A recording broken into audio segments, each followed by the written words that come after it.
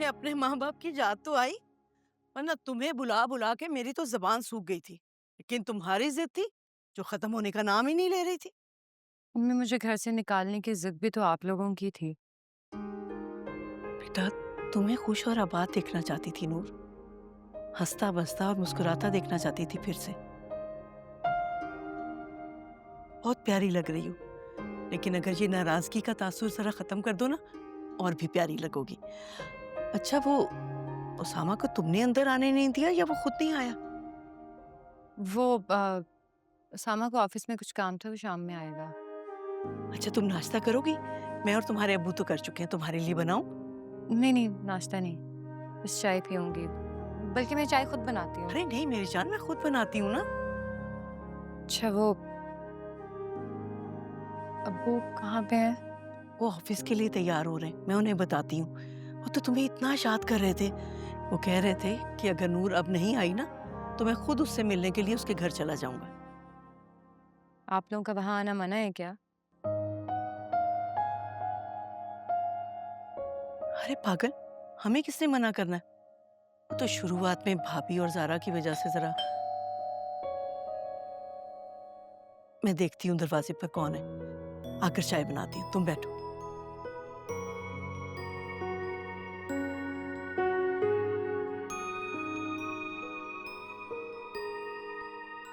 कौन है?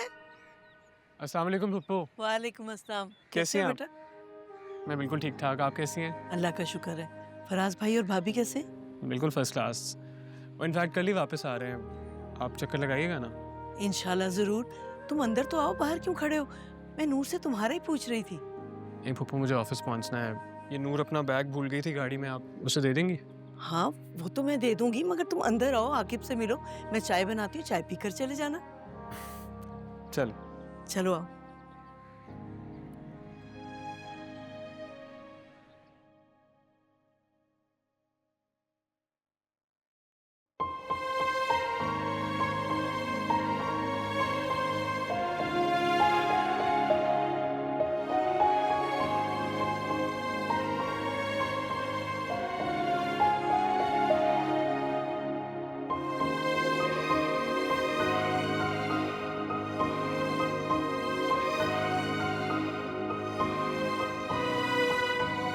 आजो बेटा, उसामा आया।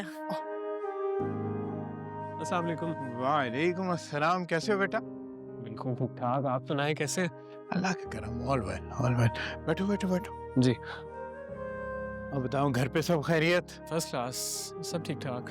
ये नूर नहीं आई तुम्हारे साथ?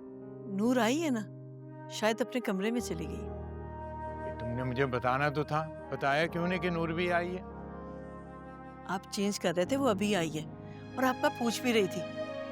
आप लोग बैठे, मैं देखती हूँ, शायद अपने कमरे में। ओके।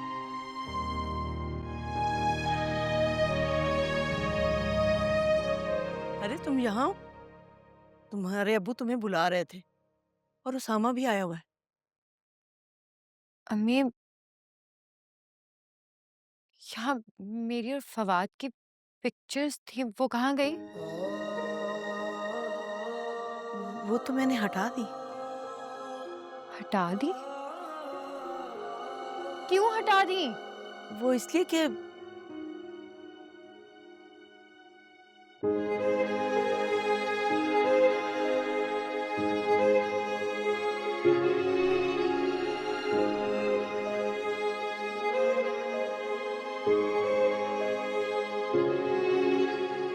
इश्क मलंग इश्क है जंग इश्क करे तबाह कभी बला है कभी मजा है कभी है दिलरुबा।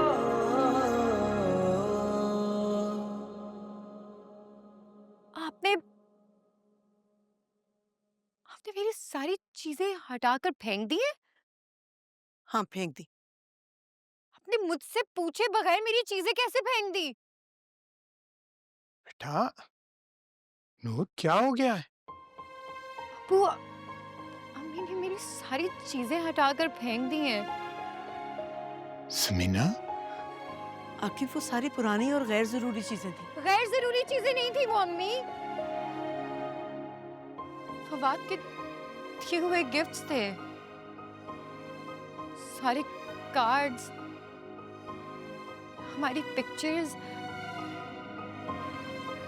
अम्मी, ये कीमती यादें तो थी मेरे पास।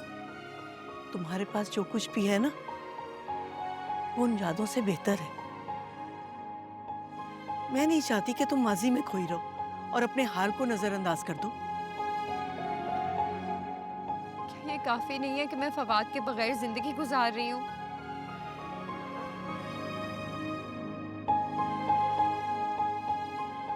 जो आपने से मेरी यादें भी छीन ली।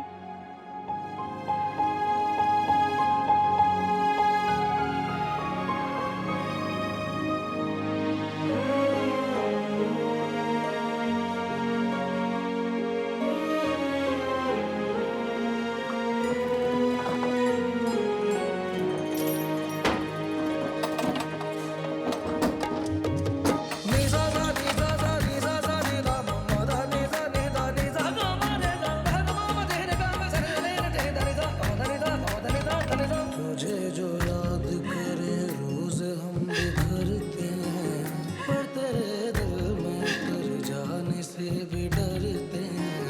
तेरी चौखट पे ही मर जाए दिल करता है, तो तुझे देख ले तो दिल कहाँ संभलता है।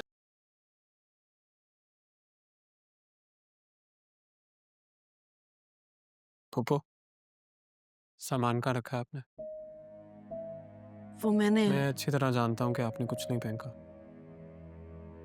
ऐसा हो ही नहीं सकता कि आप फवाद की दी हुई कोई भी चीज़ फेंक दें। बेटा, रखने का भी क्या फायदा? फूफो, वो रो रही है। She's in a lot of pain. तो रो ले, एक बार रो कर उससे सब्र आ जाएगा। वो इतने महीने गुजरने के बाद सब्र नहीं आया तो आपको लगता है कि अभी आ जाएगा? उसामा, तुम क्यों चाहते हो कि वो फवाद की यादों से ना निकले? मैं उसकी खुशी चाहता हूँ और मैं उसे यूं रोता हुआ नहीं देख सकता।